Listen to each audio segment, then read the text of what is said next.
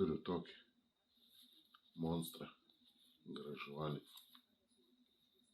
va tokį, išgyvenimo peilis. Atsidarom, išsitraukiam ir va, tokio galingumo peilis, tiek pasiėmus gali maistą pasipjaustyti, dar kažką, ir tiek galima su juo medžius kirsti. Įsivaizduoju, kokio storio plienas.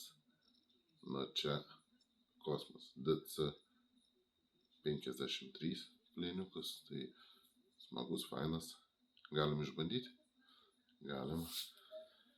Žodžiu, tuoj mes čia bandysim. Tai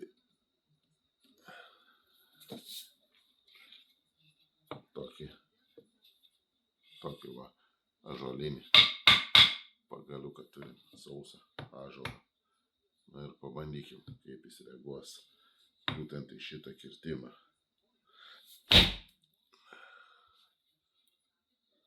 Matote? Kaip įkala. Iš vieno į sausą medį, sausą ąžuolą. Nu, kad peilis kažką pajustų, tai čia visiškai net žiūrėti nereikia. Iš tikrųjų čia labai galingas peilis. Dydis tas toks vidutinis, bet galia jaučiasi tikrai. Tai žodžiu, ką galiu pasakyti, šitą peiliuką, kas norit įsigyti, nu, su dėklu, su visku, jau čia labai gražus.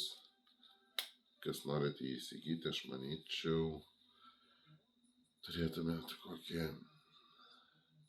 60 euriukų sumokėti už jį.